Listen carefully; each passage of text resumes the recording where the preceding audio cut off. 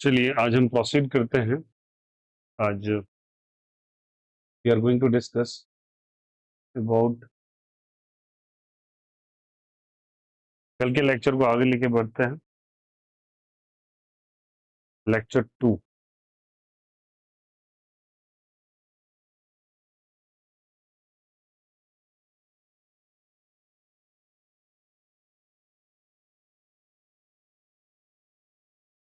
चलिए, तो हम लोग बात कर रहे थे कल वेक्टर्स के बारे में। Okay, we are discussing about the vector. ठीक है, रिजल्टेंट का वैल्यू हम लोगों ने निकाला था, that was A vector plus B vector. Okay, A vector plus B vector. एक तुमको एक पते की बात बताता हूँ, बहुत इंपॉर्टेंट है।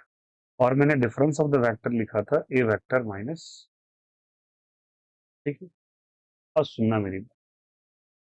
अगर हम अगर हम लेटर सपोज, अगर हम वेक्टर लेते हैं, जैसे यहां से हम लोगों ने लिया रिजल्टेंट वेक्टर। ठीक है, इसका मैग्नीट्यूड अगर हम ले लें, क्या ले लें? मैग्नीट्यूड। बहुत ध्यान से सुनिएगा, रिजल्टेंट का मैग्नीट्यूड ले लें। तो ये जो मैग्नीट्यूड होता है, ये जो होता है, ये इंडिविजुअल वेक्टर्स के सम के से छोटा या उसके बराबर होता है। मतलब अभी समझाता हूँ, टेंशन मत लो। और या फिर कह लो, दोनों वेक्टर्स के मैग्नीट्यूड का डिफरेंस अगर आप ले लें तो उससे बड़ा होता है।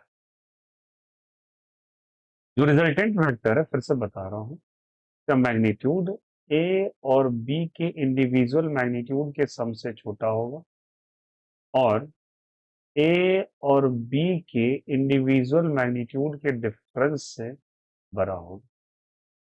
तो ये इससे बड़ा है, लेकिन ये इससे क्या होगा जल्दी बताइए? छोटा होगा। मतलब क्या, इस एग्जाम्पल के थ्रू समझते हैं। एक लेटर सपोज मैं वेक्टर मान लेता हूँ, एग्जाम्पल समझे। अगर ए वेक्टर दे रखा है, ऐसे करके मेरे को ले रखा है लेटर सपोज 5 मीटर का, और बी वेक्टर दे रखा है लेटर सपोज 10 मीटर का। ठीक है, तो मैं पूछता हूँ कि क्या क्या पॉसिबिलिटी है। तो करना क्या है, आपको सिंपली बता रहा हूँ कि रिजल्टेंट वेक्टर जो हो सकता है, रिजल्टेंट वेक्टर जो हो सकता है, ध्यान रखना, उसका मैग्नीट्यूड जो होगा, उसका क्या होगा? मैग्नीट्यूड वो इन दोनों वेक्टर्स के सम के मैग्नीट्यूड से छोटा होगा। मतलब क्या होगा इसका? होगा कि रिजल्टेंट जो हो सकता है, तो इसका मैग्नीट्यूड कितने का है? चलो देखो देखो समझाते हैं। इसका मैग्नीट्यूड कितने का है? 5। इसकी जगह रखो 5 मीटर, और इसके जगह रखो 10 मीटर। 5 और 10 का सम कितने के बराबर होगा? 15 मीटर के बराबर। कितने के बराबर? 15। अच्छा, और अगर a माइनस बी अगर हम कर दें और उसका भी मॉडुलस हम ले लें, तो मतलब ये हो जाएगा 5 में से 10 चला गया, तो 5 में से 10 गया, तो -5 का मॉड कितना हो जाएगा? 5 मीटर। ध्यान देना, इसका मैक्सिमम वैल्यू कितने का है जल्दी बताओ? 15 मीटर का। इसका मिनिमम वैल्यू कितने का है? 5। तो ये वैल्यू जो है वो 5 मीटर से शुरू होगा और एंड हो जाएगा 15 मीटर। 5 मीटर से शुरू होगा और कितने मीटर पे एंड हो जाएगा? 15 मीटर पे। तो 5 मीटर से शुरू होकर 15 मीटर। तो मैं पूछता हूं कि क्या, अगर आपके पास एक वेक्टर ए वेक्टर दे रखा है जिसका वैल्यू 5 है, और बी वेक्टर दे रखा है जिसका वैल्यू 10 है, तो क्या इन दोनों का रिजल्टेंट 2 मीटर हो सकता है? आंसर इज नहीं, क्योंकि मैंने कहा कि ये 5 मीटर से शुरू होकर 15 मीटर के बीच में आता है। क्या इसका 4 मीटर हो सकता है? नहीं। 5 मीटर हो सकता है? यस। 7 मीटर हो सकता है? यस। 5 से लेके 10 के बीच का हर डेटा पॉसिबल हो। कल के दिन मैं कहूँ 10 मीटर हो सकता है? यस। कल के दिन मैं कहता हूँ 12 मीटर हो सकता है? हाँ। कल के दिन कोई बच्चा आता है और वो क्लेम करता है कि भैया यहाँ पे क्या 17 मीटर हो सकता है? आंसर इज नहीं, क्योंकि भैया इसका मैग्नीट्यूड 5 से लेके 10 के बीच में ही लाई करेगा।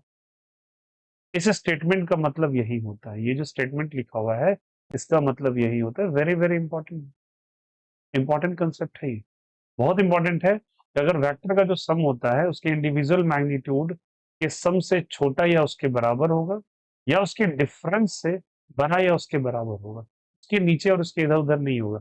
चलिए एक एग्जांपल मैं और ले लेता हूँ। जैसे आपको लेटर सपोज, एग्जाम्पल के तौर पे, अगर मैंने आपको दे दिया कि अगर एक पी वेक्टर है जिसका वैल्यू है 5 i कैप, ओके, और क्यू वेक्टर है, लेटर सपोज इसका दे दिया 7 j कैप। ठीक है, ऐसे करके। अब ये आई कैप जै कैप को फिलहाल के लिए छोड़ दीजिए, मैं पूछता हूँ p प्लस क्यू का जो सम है वो कितना हो सकता है? तो एक का वैल्यू है 5 और एक का वैल्यू कितना है 7। 5 और 7 कितना हो गया? 12। ओके चले, डिफरेंस निकाल लीजिए इनका।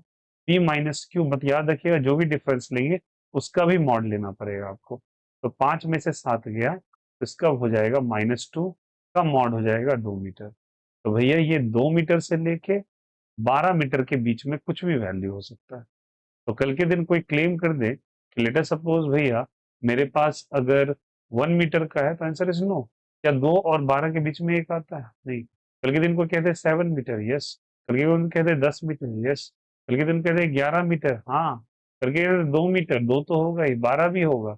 बट अगर कल के दिन को कहते हैं 13 मीटर, आंसर इज नो। कल के दिन में 15 मीटर, नो। कल के दिन को 0.5 मीटर, नहीं। नीचे नहीं हो सकता, इनके बीच में आएगा। और यही मतलब बहुत इंपॉर्टेंट होता है। तो क्या रखेंगे? रिजल्टेंट का जो मैग्नीट्यूड है वो इंडिविजुअल मैग्नीट्यूड से या तो छोटा होगा या फिर इन दोनों के सम डिफरेंस के मैग्नीट्यूड से बड़ा होगा। बस ये बात है, आपको याद रखनी है। Is it okay? That is a statement है। तो एक इंपॉर्टेंट पॉइंट है, इसको नोट डाउन कर लीजिएगा, ये वाले चीज को। इट इज इंपॉर्टेंट, ये इंपॉर्टेंट कंसेप्ट है, इसको नोट डाउन कर लीजिएगा नोट्स में। ओके, चलिए आगे बढ़ते हैं। कल हम लोगों ने कुछ रिजल्ट लिखा था, कल हम लोगों ने कुछ रिजल्ट लिखा था। एक मिनट, कल हम लोगों ने एक रिजल्ट लिखा था, एंड दैट रिजल्ट वाज कि what is the value of दो वेक्टर्स के सम का हम लोगों ने रिजल्ट लिखा था। ओके, हम लोगों ने क्या रिजल्ट लिखा था? दो वेक्टर के सम का रिजल्ट। आर बराबर आया था, याद है सभी को, 2a cos θ/2। या फिर मैंने कहा था 2p cos θ/2। ओके, जब मैं दोनों को सम कर रहा था a plus B. Okay, difference अगर ले रहा था तो क्या हो जाएगा बोलो रिजल्टेंट का डेटा? 2a sin θ/2। ओके, या फिर 2p sin θ/2, बताया था ना? ठीक है, ये जब डिफरेंस कर रहा था दोनों को, अगर a और b सेम हो जाता है, ए और बी क्या हो जाता है? सेम। रिजल्टेंट का वैल्यू आ जाएगा 2 sin θ/2 अगर डिफरेंस कर रहे हैं, और अगर माइन प्लस कर रहे हैं तो 2 cos θ/2 अगर हम प्लस कर रहे हैं तो। उम्मीद कर रहा हूँ सभी को ये बातें, कल वाले कंसेप्ट क्लियर हो रहे होंगे। कोई दिक्कत, कोई आपत्ति किसी को? कल हम लोगों ने डिफरेंट रिजल्ट्स भी बना लिए थे इससे रिलेटेड, ठीक है। चलिए हम एक काम करते हैं, फिर हम लोग प्रोसीड करते हैं नेक्स्ट कंसेप्ट की तरफ। और नेक्स्ट कंसेप्ट क्या कहता है? नेक्स्ट कंसेप्ट कहता है भैया, अच्छा मैंने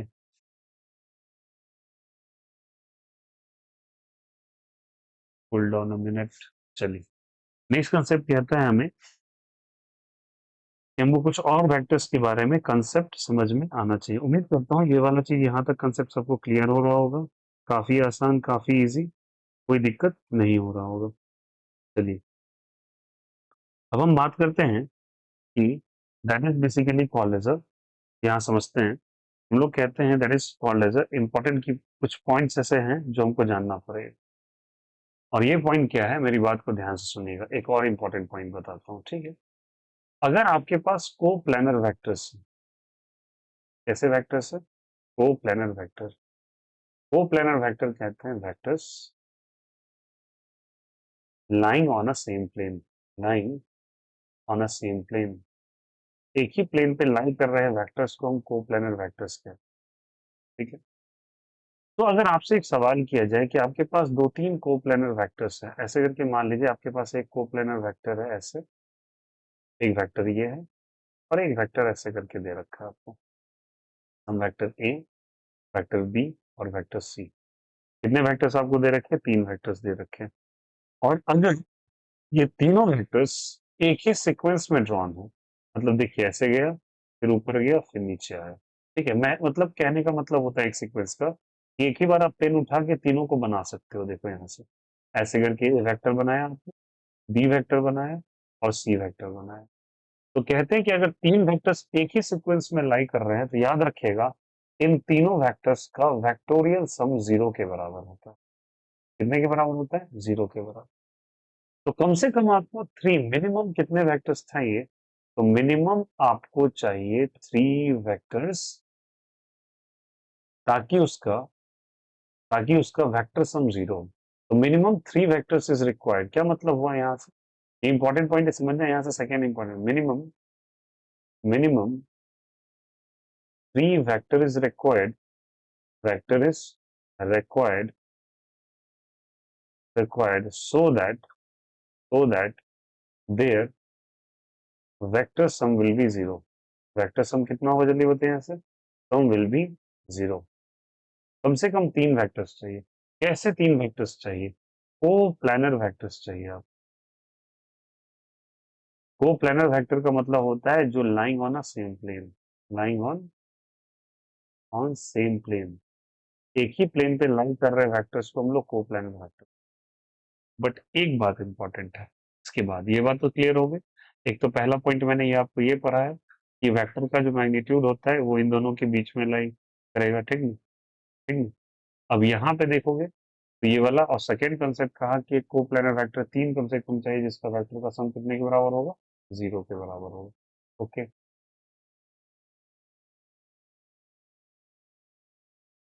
उसके बाद हम बात करते हैं कि अगर लेटर सपोज मुझे नॉन कोप्लानर वेक्टर्स मिल जाए, नॉन कोप्लानर वेक्टर्स मिल वेक्टर मिल जाए, मतलब एक ऐसे वेक्टर जो प्लेन पे नहीं लाई करे, not lying on a same plane, lying on a same plane.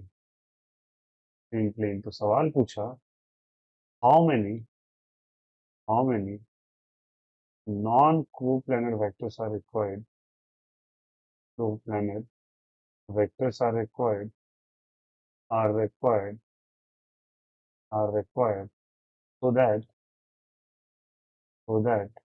the net vector sum is zero, vector sum will be zero। Very important, ध्यान रखना है। चलो इसको समझाने के लिए कुछ डायग्रामेटिक रिप्रेजेंटेशन करते हैं, ठीक है? आइए समझा। लेट अस सपोज मैं एक प्लेन ड्रॉ करता हूँ ऐसे में, ठीक है? एक प्लेन बनाया और एक प्लेन और बनाऊंगा ताकि मुझे दो डिफरेंट प्लेन्स मिल जाए। एक प्लेन और बना दिया ऐसे में, ठीक है? दो प्लेन बनाया, और ये एक प्लेन वन है और ये प्लेन टू है। और बोलेंगे कितना वेक्टर चाहिए ताकि इन सब का वेक्टर सम जीरो के बराबर हो। वेक्टर सम कितने के बराबर हो? जीरो के बराबर। तो अगर लेटर सपोज मैंने यहाँ पे एक वेक्टर मान लिया ऐसे करके ए वेक्टर, ठीक है? और दूसरा वेक्टर मैंने मान लिया यहाँ से बी वेक्टर, ठीक है? और तीसरा वेक्टर मैंने दूसरे प्लेन पे माना, बहुत अच्छे से सुनिए। तीसरा वेक्टर मैंने ऐसे माना सी वेक्टर, और एक वेक्टर और माना दिए इसमें ऐसे करके, that is the D vector. मतलब एक वेक्टर आपका ए ऐसे था, बी ऐसे था, ये था प्लेन वन पे। किस पे था? प्लेन वन पे, ठीक है? और एक वेक्टर मैंने बनाया इस तरीके से, that is a C vector, और इस तरीके से एक वेक्टर बनाया, that is the D vector. और सी और डी जो था, सी और डी जो था, इसको ऐसे कर देंगे आप, सी और डी जो था, सी और डी ये प्लेन टू पे था, प्लेन टू पे था, और ए और बी प्लेन वन पे था। तो अगर देखोगे ये सारे वेक्टर्स एक सीक्वेंस में नजर आएंगे आपको। देखो, ए है, बी है, सी है और डी है, ये सेम सीक्वेंस में नजर आएंगे। और याद रखना, जब सेम सीक्वेंस में सारे वेक्टर्स अगर आप बना रहे हो तो याद रखना, और सब सेम सीक्वेंस में अगर आप ड्रॉ कर रहे हैं, ऐसे उठाया, फिर इधर गए, फिर पेन को इधर लाए, फिर पेन को इधर लेके गए, अगर सब इनिशियल और फाइनल पॉइंट अगर सेम हो जाए, एक ही सीक्वेंस में अगर तुम वेक्टर ड्रॉ कर पा रहे हो और उनका प्लेन सेम हो जाए, मतलब एक ही इनिशियल और फाइनल पॉइंट हो जाए, तो उनका नेट वेक्टर सम, मतलब A plus B plus C plus D का वैल्यू फिर से जीरो हो जाए। ये रूल होता है वेक्टर का, कि अगर आप इनिशियल और फाइनल पॉइंट बिना पेन उठाए अगर बना पा रहे हो, बिना पेन उठाए अगर आप ड्रॉ कर पा रहे हो, बिना पेन उठाए अगर आप ड्रॉ कर पा रहे हो, तो याद रखिएगा उनका नेट वेक्टर सम जीरो के बराबर होता है। तो बताओ, इस पिछला स्लाइड के अंदर आपने ऐसे कितने वेक्टर्स यूज किए थे? आपने 3 वेक्टर्स का इस्तेमाल किया था। तो ये वेक्टर्स कैसे वेक्टर्स थे? सेम प्लेन पे लाई कर रहे थे। सेम प्लेन का मतलब ये को प्लानर वेक्टर्स थे। कैसे वेक्टर्स थे? को प्लानर वेक्टर्स थे। जबकि ये देखोगे तो ये को प्लानर नहीं है, ये सब के सब नॉन को प्लानर वेक्टर्स है। मतलब ये एक प्लेन पे लाई नहीं कर रहे हैं। और ऐसे ऐसे कितने वेक्टर्स तुमको चाहिए ताकि सम जीरो होगा? तो 4 वेक्टर्स आपको चाहिए ताकि सम 0 होगा। Is the concept is clear? कितने वेक्टर्स आपको चाहिए? 4 वेक्टर्स चाहिए ताकि नेट सम कितने के बराबर होगा? 0। तो बच्चे अभी तक में हम लोगों ने 3 बातें सीखी, बहुत इंपॉर्टेंट इंपॉर्टेंट बातें सीखी। What are the 3 things that we have remember? तो हम लोगों ने यहाँ पे 3 बातें सीखी। दैट इज बेसिकली, एक मिनट मैं लेआउट चेंज कर लेता हूँ थोड़ा, ठीक है। 3 बातें सीखी, क्या क्या? पहला, फिर से मैं एक बार रिकॉर्ड कर देता हूँ आपको। What are the 3 things that we have read? पहला, जो रिजल्टेंट वेक्टर है इसका मैग्नीट्यूड दोनों वेक्टर्स के इंडिविजुअल सम से छोटा या उसके बराबर होगा। और दोनों के डिफरेंस, मैग्नीट्यूड के डिफरेंस का मैग्नीट्यूड अगर आप लेते हो, मतलब मुझे पॉजिटिव डेटा लेना है, याद रखना उसके बीच में लाई करेंगे। जैसे कि मैंने आपको एग्जांपल के थ्रू समझाया। सेकेंड, मैंने कहा अगर कोप्लेनर वेक्टर है, कैसा वेक्टर है? कोप्लेनर वेक्टर है, और अगर वो वेक्टर 3 है संख्या में, तो उनका नेट वेक्टर सम कितने के बराबर होगा? वेक्टर सम कितने के बराबर होगा? 0 के बराबर होगा। और अगर वो, थर्ड मैंने कहा, अगर वो कोप्लेनर वेक्टर है, कैसा वेक्टर है? सॉरी, नॉन कोप्लेनर वेक्टर है। नॉन कोप्लेनर वेक्टर है तो याद रखिएगा कम से कम ऐसे 4 वेक्टर्स चाहिए। कितने वेक्टर्स चाहिए? 4 वेक्टर्स चाहिए, ताकि उनका वेक्टर सम जो है वो कितने के बराबर हो जाए? जल्दी बताइए, 0 के बराबर। तो यहाँ कम से कम आपको 3 चाहिए, a plus B plus C का वैल्यू 0 के बराबर, और यहाँ पे a plus B plus C plus D का वैल्यू चाहिए, जो कि किसके बराबर होगा? 0 के बराबर होगा। किसके बराबर होगा जल्दी बताओ? 0 के बराबर होगा। उम्मीद करता हूँ सबको ये समझ में आ रहा होगा। कोई दिक्कत, कोई आपत्ति? समझ में आया सबको? कोई दिक्कत? एक मिनट एक मिनट। उम्मीद करता हूँ ये 3 पॉइंट सबको समझ में आएगा। वेरी वेरी इंपॉर्टेंट पॉइंट, हम रिवीजन पर्पज के लिए बच्चा कर रहे हैं। इस चीज को बहुत ध्यान से सुनते चलिएगा और समझते चलिएगा सब कुछ, ठीक है? एक मिनट, मैंने गलत लेआउट सेलेक्ट कर लिया था, फिर इसको कॉपी कर दिया, इसलिए बार बार चेंज करना पड़ रहा है। ओके, चलो। तो 4 को प्लानर वेक्टर्स चाहिए। उसके बाद आ जाओ, तुमको सिखाता हूँ, that is called as a unit vector. कौन सा वेक्टर? Unit vector. Unit vector physics में बेटा 3 प्रकार से हम लोग लेते हैं, ठीक? जैसे we are considering the 3 vectors that we have to select here। एक मैं लेता हूं ऐसे करके एक्सेस, ठीक है? ये लेता हूं मैं एक्स एक्सेस, ये वाई एक्सेस, ये जेड एक्सेस, ठीक है? एक्स एक्सेस के अलोंग अगर तुम वेक्टर लेते हो, अगर तुम यूनिट वेक्टर कंसिडर करते हो, तो एक्स एक्सेस के अलोंग इसे कहते हैं आई कैप। वाई एक्सेस के अलोंग लेते हो तो हो जाता है जे कैप। और जेड एक्सेस के अलोंग लेते हो के कैप। क्या क्या क्या भैया, सुन सकते हो? आई को, जे को और के को, इसे हम यूनिट वेक्टर कहते हैं। कौन सा वेक्टर कहते हैं? यूनिट वेक्टर, ठीक है? और ये बच्चा हो जाता है एक्स के अलोंग, ये हो जाता है वाई के अलोंग, और ये किसके अलोंग होता है? जेड के, ठीक है? और ये होता है, it is use to represent the direction. Represent word जल्दी बताइए। The direction of the vector, the direction of vector, ठीक है? ये पता भी होगा बहुत को। अच्छा, अगर ये जे लिया, अगर ये जे लिया आपने, तो क्या मैं नीचे वाले को माइनस जे कंसिडर कर सकता हूँ? ये आई लिया, तो इधर वाले को क्या मैं माइनस आई मान सकता हूँ? इधर के लिया तो इधर क्या सकते हैं? माइनस के। ओके, ये कौन सा एक्सिस है? Positive x. ये कौन सा है? वाई।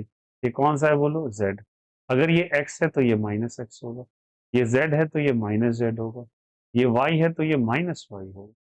तो अगर एक्स वाई जेड है, तो अगर मैं कह दूं माइनस आई, माइनस जे और माइनस के, तो बच्चे ये रिप्रेजेंट करेगा माइनस एक्स को, ये माइनस वाई को, माइनस जेड को, ठीक है? ये डायरेक्शन को रिप्रेजेंट करने के काम में आता है। किसको रिप्रेजेंट करने के काम में? डायरेक्शन को। कल मैंने बताया था ना, डायरेक्शन रिप्रेजेंट करने के लिए यूनिट वेक्टर होता है। तो फिजिक्स में कुछ स्टैंडर्ड रूल्स रखे हुए हैं, जिसके अंदर आप डायरेक्शन को रिप्रेजेंट कर सकते हो आई जे और के से। आई जे और क्या चीज से बताओ? के से। अब मेरी बात को ध्यान से सुनिए, इंपॉर्टेंट है। कल मैंने आपको बताया था, that was called as a triangle law. कौन सा लॉ कह रहे थे जल्दी बताएं सर? ट्राइंगल लॉ कह रहे थे। तो अगर ट्राइंगल लॉ कह रहे थे, तो ट्राइंगल लॉ के अंदर मैंने क्या कहा था? मेरी बात को ध्यान से सुनिएगा। अगर एक वेक्टर मैं लेता हूं ए वेक्टर, ठीक है? और एक वेक्टर मैं लेता हूं ऐसे करके बी वेक्टर, बहुत ध्यान से सुनना, और एक लेता हूं आर वेक्टर ऐसे करके, ठीक है। तो आर को मैंने रिजल्टेंट कहा था, क्या कहा था जल्दी बताओ, रिजल्टेंट। ध्यान से सुनना, क्या कहा था, रिजल्टेंट। तो पता है रिजल्टेंट के इस साइड वाला का रिजल्टेंट होता है। तो बताओ ये वेक्टर फिगर में नजर आ रहा है कि 90 डिग्री पे, कितने डिग्री पे, 90 डिग्री पे। तो मैं कहूंगा A vector plus B vector is equal to R vector. बोलो हाँ या ना। ये कौन से लॉ से आया था, ट्रायंगल लॉ ऑफ एडिशन से आया था। ट्रायंगल लॉ ऑफ क्या चीज से, जल्दी बताइए, एडिशन से। बहुत इंपॉर्टेंट है, ध्यान से सुनना, एक बेहद इंपॉर्टेंट पॉइंट बताने वाला हूँ। और अगर ये रेक्टेंगुलर ये वेक्टर्स अगर ट्रायंगल लॉ से आया, याद रखना, अगर ए और बी के बीच में, if angle angle between A and B, between क्या जल्दी बताओ यहाँ से, A and B, A and B के बीच में जो एंगल है इज 90 डिग्री, कितना डिग्री, 90 डिग्री। याद रखना, इस ए और बी को बेटा, ए एंड बी को, ए एंड बी को हम लोग कहते हैं rectangular component of the vector. कौन सा component, rectangular component of vector. बहुत बेसिक है फिजिक्स का, कंपोनेंट ऑफ वेक्टर, ठीक है। रेक्टेंगुलर कंपोनेंट ऑफ वेक्टर कहलाता है, क्या कहलाता है ये, रेक्टेंगुलर कंपोनेंट। कंडीशन अप्लाइड कि जब थीटा का वैल्यू 90 डिग्री के बराबर है, that is angle between A and B के बीच का एंगल कितने डिग्री के बराबर है, 90 डिग्री के बराबर। याद रखिएगा, this vector is called as a rectangular component of the vector, जहाँ पे थीटा का वैल्यू कितने डिग्री के बराबर है, जल्दी बताओ, 90 डिग्री के बराबर है। कितने डिग्री के बराबर है, 90 डिग्री के बराबर। Angle between theta A and B is 90 degree, और अगर 90 डिग्री के बराबर तो उसको हम रेक्टेंगुलर कंपोनेंट कहते हैं। तो कौन सी बड़ी बात होगी भैया, अभी समझाता हूँ इसका मतलब। और एक चीज याद रखोगे, जो ए का वैल्यू होता है, ए वेक्टर को हम लिख सकते हैं ऐसे करके, R cos theta I cap, जिधर थीटा आर के तरफ, आर जिधर थीटा बनाता है, आर जिसके साथ थीटा बनाता है, आर किसके साथ थीटा बना रहा है, ए के साथ। तो ए का वैल्यू हो जाएगा आर कॉस थीटा, और बी का वैल्यू हो जाएगा आर साइन थीटा। इसके लिए लिखेंगे जे कैप। अब आई कैप जे कैप क्यों, बेटा ये एक्स एक्सिस है तो इसके लिए आई कैप, और ये वाई एक्सिस है तो इसके लिए कौन सा कैप, जे कैप। याद रखना, जिसके साथ थीटा उसके साथ कॉस, जिसके साथ थीटा उसके साथ कॉस। आर थीटा किसके साथ बना रहा है, ए के साथ।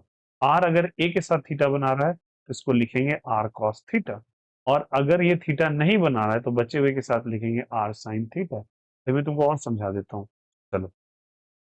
जैसे कि मैंने फिर से, एक मिनट देखिए guys, जैसे कि मैंने कहा तुमको कि लेटर सपोज, अगर मुझे ऐसे करके फिर से बनाना, ये आर वेक्टर है, ओके। ये वेक्टर बहुत अच्छे से समझना सब कोई, ये वेक्टर है, ये वेक्टर आपका अभी जो बनाया था, ओके। और ये वेक्टर बेटा वी वेक्टर है। कौन सा वेक्टर है, वी वेक्टर। सुनो, ये थीटा किसके साथ बना रहा था, ए के साथ, और ये वी वेक्टर था आपको। जिसके साथ वो थीटा बनाएगा, जिसके साथ वो क्या बनाएगा जल्दी बताओ, थीटा, तो उसको लिखोगे आप आर कॉस थीटा, क्योंकि एक्स एक्सिस में है तो आई कैप। अब इसके साथ थीटा नहीं बना रहा है तो इसको लिखोगे आर साइन थीटा। कौन सा कैप, जे कैप। ए और बी को हम क्या कह सकते हैं, A and B can be called as, can be called as rectangular component of the vector. कौन सा कंपोनेंट कहलाता है, रेक्टेंगुलर कंपोनेंट ऑफ वेक्टर, ठीक है। तो according to triangle law of addition, R vector can be written as A vector plus B vector. बोलो हाँ या नहीं। और ए का वैल्यू तुम कितना निकाल के लाए हो, आर कॉस थीटा, तो लिखोगे R cos theta I cap. और बी का वैल्यू कितना निकाल के लाए हो, आर साइन थीटा, इसको लिखोगे जे कैप। तो तुम्हारे पास एक रिजल्टेंट का डेफिनेशन आ गया in the terms of their rectangular component, R cos theta and R sine theta, I cap and J cap, ठीक है। अगर मान के चलो कोई बच्चा बोलता है नहीं एक काम करते हैं भैया हम थोड़ा चेंज कर, बोले क्या, वो बोलता है एक काम कीजिए इसको आर वेक्टर मान लीजिए, बोले ठीक है। इसको मानिए ए, वेल एंड गुड। इसको मान लीजिए बी, बहुत ही बढ़िया। तो बेटा ये आर है, ये ए है, ये बी है। तो वो कह और क्या कहता है, चलो थोड़ा चेंजेस करता है, बोलता है यहाँ पे एंगल हम थीटा मान लेंगे। अब थीटा ए के साथ नहीं बी के साथ है, जिसके साथ थीटा उसके साथ कॉस, लिख लो यहाँ पे। जिसके साथ क्या, जल्दी बताओ, थीटा किसके साथ है, बोलो ए के साथ, तो उसके साथ कॉस। यहाँ पे थीटा किसके साथ, बी के साथ, तो बेटा ये हो जाएगा आर कॉस थीटा। बट ये वाई एक्सिस में है तो जे कैप, और चूंकि इसके साथ थीटा नहीं है तो ये आर साइन थीटा। कौन सा कैप हो जाएगा जल्दी बताओ? आई। बस। जिसके साथ थीटा उसके साथ कॉस, क्या लिखेंगे जल्दी बताओ यहाँ से?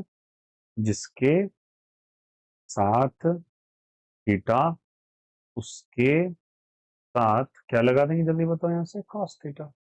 बस सिंपल। अब डायरेक्शन वाई में है तो जे कैप, या आई में है तो इसको कैसे लिखेंगे?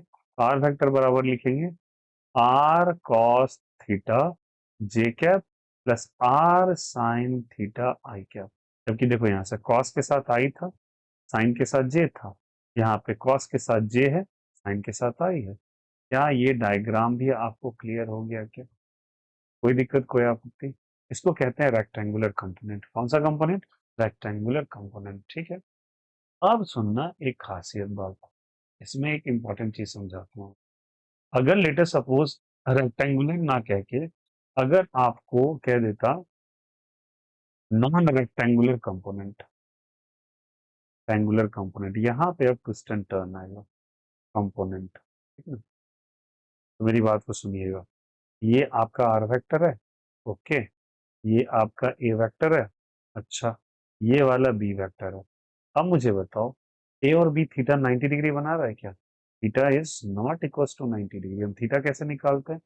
थीटा हम लोग कैसे निकालते हैं? ये वाला थीटा निकालते हैं। ये थीटा क्या 90 डिग्री के बराबर है? नहीं बराबर है। तो यहां तक ना ए और बी के बीच का थीटा अगर 90 डिग्री के बराबर नहीं होगा, अगर 90 डिग्री के बराबर नहीं होगा, then A and B is called as A and B is called as non rectangular component. Non rectangular component. अब ये क्यों पढ़ा रहे हैं? ये क्यों पढ़ा रहे हो? तो मेरी बात समझिए यहाँ से। रेक्टेंगुलर कंपोनेंट तो आप दो ही बना पा रहे थे, कॉस थीटा वाला, एक साइन थीटा वाला। जिसके साथ थीटा उसके साथ कॉस, जिसके साथ थीटा उसके साथ कॉस। बोलो हाँ या ना? ये कर लिया, बहुत अच्छा। अब नॉन रेक्टेंगुलर कंपोनेंट बना रहे हो तो पहले थीटा का वैल्यू 90 डिग्री नहीं होगा। अब अगर ऐसा है तो तुम फ्री हो कि तुम बहुत सारे ऐसे ऐसे वेक्टर्स ड्रॉ कर सकते हो। तुम्हारा मन है कल के दिन कि तुम क्या करो, कल के दिन तुम्हारा मन है कि तुम इसको ए मान लो और इसको बी मान लो। रिजल्टेंट तो अभी भी तुम्हारा आ रहा है। कल के दिन कोई आता है, नहीं बोलेगा, नहीं मुझे ये पसंद नहीं, मैं पर्पल कलर का अलग से बनाऊंगा ए और मैं इसको मान लूंगा बी। ठीक है? उसके लिए भी तो आर यही है। बोलो हाँ या नहीं? तो अगर रेक्टेंगुलर कंपोनेंट तुम देख रहे हो तो रेक्टेंगुलर कंपोनेंट तुम्हारा दो ही बन रहा है। बट अगर नॉन रेक्टेंगुलर कंपोनेंट अगर आप देखो तो नॉन रेक्टेंगुलर कंपोनेंट कितना भी बन सकता है। नॉन रेक्टेंगुलर कंपोनेंट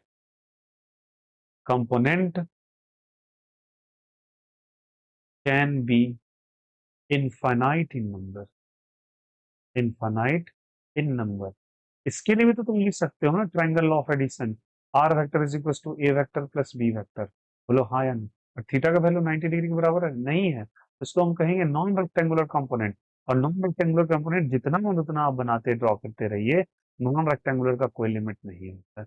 जबकि रेक्टेंगुलर तो दो ही है, एक कॉस थीटा और एक क्या चीज? Sine theta. तो मेरे पास नोट करने के लिए पॉइंट क्या है? तो मेरे पास नोट करने के लिए पॉइंट आया है, नोट करने के लिए मेरे पास पॉइंट आया है ये। एक मिनट। नोट करने के लिए मेरे पास पॉइंट आया है। What is the thing that we have to note down? Very very important है नोट। क्या बनाएंगे? जो रेक्टेंगुलर कंपोनेंट होता है, रेक्टेंगुलर कंपोनेंट जो होता है, कंपोनेंट जो होता है वो बेटा होता है, rectangular component is two in number. बोलो हाँ या ना? That is R cos theta और आर साइन थीटा। जबकि non rectangular component, rectangular component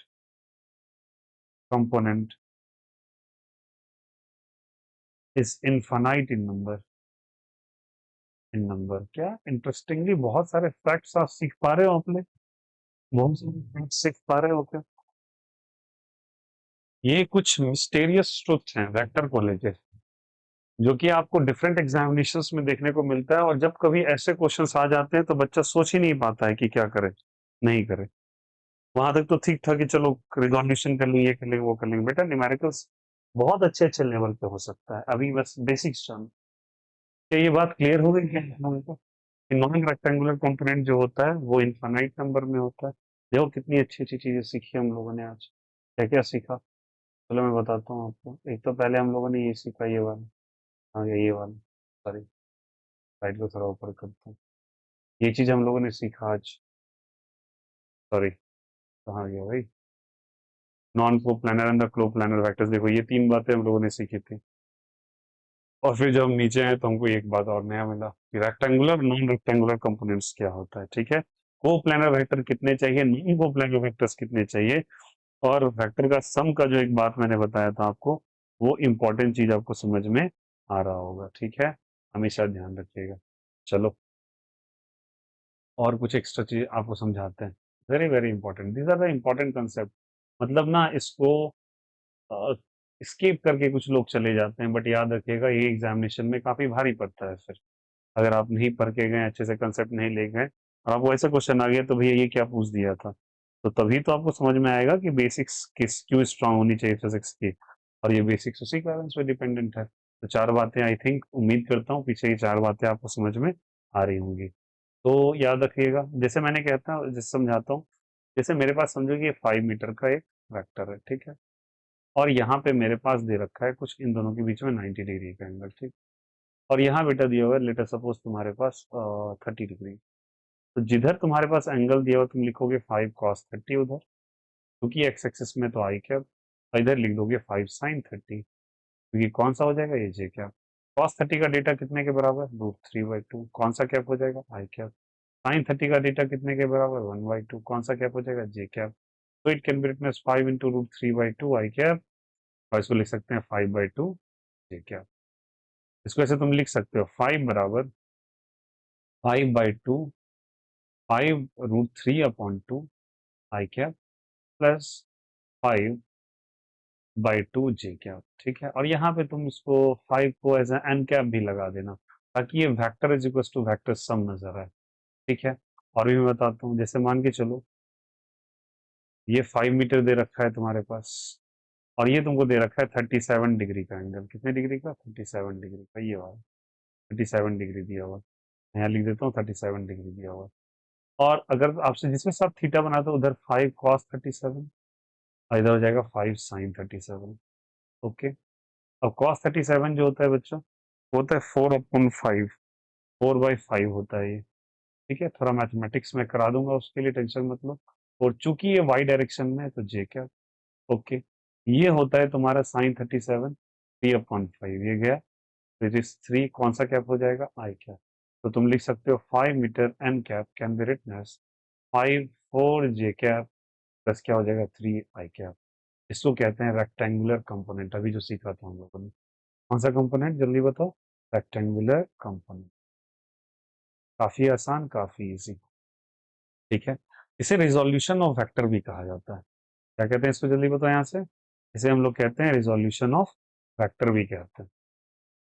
इसे रिजोल्यूशन ऑफ वेक्टर का नाम भी दिया जाता है, और साथ ही साथ इसे रिजोल्यूशन भी कहते हैं, जो अभी हम लोगों ने सिखाया। ठीक है, अब यहाँ सुनना, रिजोल्यूशन ऑफ वेक्टर, ये वेक्टर है, ये वेक्टर है, ये वेक्टर है, ये एक्स एक्सिस है, ये वाई एक्सिस है, ये जेड एक्सिस। अब लेटर सपोज मैंने यहाँ पे एक वेक्टर ड्रॉ कर लिया, दैट इज ए वेक्टर। कौन सा वेक्टर बना लिया, ए वेक्टर। और लेटर सपोज ये ए वेक्टर अब इधर लिखा रहा है, इधर के साथ एंगल बना रहा है कुछ अल्फा, वाई के साथ कुछ बना रहा है बीटा, और जेड के साथ बना रहा है गामा। ठीक है, तो वहां पे मैंने अभी दो ही डायरेक्शन में किया था, मतलब मैंने केवल और केवल रेक्टेंगुलर कंपोनेंट में दो डायरेक्शन में किया था। अगर तीन डायरेक्शन में करना हो तो इसका भी तरीका सीखिए। आपको कोई ए वेक्टर दे दिया तो इसका सिंपल सा तरीका आप लिखोगे। अभी बताओ, जिसके साथ थीटा था उसके साथ कॉस था, जिसके साथ थीटा था उसके साथ कॉस था, तो ए एक्स के साथ कितना बना रहा है, अल्फा। तो जिसके साथ एंगल बनाओगे उधर कॉस ही लगा दोगे, ए कॉस अल्फा। क्योंकि एक्स के साथ बना रहा है तो लिख दो आई क्या। अब बताओ, यही ए वाई के साथ क्या बना रहा है, बीटा, तो लिखोगे ए कॉस बीटा। और कौन सा कैप लिख दोगे, जल्दी बताओ, जे कैप। फिर लिखोगे ए जेड के साथ कितना बना रहे हैं, गामा, तो ए कॉस गामा बराबर कौन सा कैप हो जाएगा, के कैप। तो इसका 3 डायमेंशन में कंपोनेंट आ जाएगा, ए कॉस अल्फा, कौन सा कैप, जल्दी बताओ, आई कैप। ए कॉस बीटा, कौन सा कैप, जे कैप। और ए कॉस गामा, कौन सा कैप हो जाएगा, जल्दी बताओ, के कैप। ये हो जाएगा एक्स कंपोनेंट, ये हो जाएगा वाई कंपोनेंट, और ये हो जाएगा तुम्हारा जेड कंपोनेंट। ए एक्स मतलब एक्स डायरेक्शन में, ये वाई डायरेक्शन में, और ये जेड डायरेक्शन में। ठीक है, तो ये ए वेक्टर का 3 डायरेक्शन में कंपोनेंट रिजोल्यूट करके लिख दिया, दैट इज एक्स वाला, वाई वाला और जेड वाला। तो ये रेक्टेंगुलर कंपोनेंट है 3 डायरेक्शन का, ये सॉरी 3 डायमेंशन में। और इससे पहले जो हम पढ़े, ये वाला जो पढ़े थे, ये बेटा आपका 2 डायमेंशन में था। कौन से डायमेंशन में था ये? 2 डायमेंशन में था। और ये वाला कौन से डायमेंशन में? 3 डायमेंशन में। बस ये रिजल्ट याद रखिएगा। क्या याद रखिएगा? रिजल्ट याद रखिएगा। उसके बाद अगर रेक्टेंगुलर कंपोनेंट आपको दे दिया, कौन सा कंपोनेंट दे दिया आपको? Rectangular component. अगर रेक्टेंगुलर कंपोनेंट आपको दे दिया, रेक्टेंगुलर कंपोनेंट अगर आपको दे दिया, तो रेक्टेंगुलर कंपोनेंट आपको 2 और 3 डायमेंशन का मैं फिर से करके दिखा देता हूँ। देखो बच्चा, ये आर वेक्टर है, ये एंगल अगर आपको अल्फा दिया है, और ये एंगल आपको दे दिया ये ए वेक्टर, ये बी वेक्टर। ठीक है, लिखोगे ए वेक्टर बराबर लिखोगे R cos alpha I cap, और बी वेक्टर बराबर लिखोगे, अभी सिखाया था, R sine alpha J cap. बोलो हाँ या ना? ठीक है, तो आर वेक्टर बराबर आप क्या लिख सकते हो? R cos alpha I cap plus R sine alpha J cap. ठीक है, और अगर यही चीज 3 डायमेंशन में करने कहा जाए, एक्स में भी, वाई में भी, और जेड में भी, यही आर वेक्टर दे रखा, ये अल्फा है, ये मान के चलो बीटा है, और ये मान के चलो गामा है। आर वेक्टर बराबर लिखोगे तुम R cos alpha I cap, R cos beta J cap, R cos gamma K cap. यहाँ पे कोई साइन नहीं होता, यहाँ पे केवल और केवल कॉस चलता है। इसके अंदर जब तुम 3 डायमेंशन पढ़ रहे हो, और जब तुम 2 डायमेंशन पढ़ रहे हो, तो जिधर अल्फा है उधर कॉस, उसके हटके जो बचा हुआ है उधर साइन। ये 2D का, ये 3D का। चलिए क्लियर हो गया सभी को? Is the concept is clear to everyone? सबको समझ में आया कैसे निकालना है? तो ये 2D का, और ये कौन सा कंपोनेंट जल्दी बताइए? 3D का। ठीक है, अब कुछ रिजल्ट याद रखोगे। रिजल्ट क्या है? बात को ध्यान से सुनिएगा। रिजल्ट क्या कहता है? एक मिनट।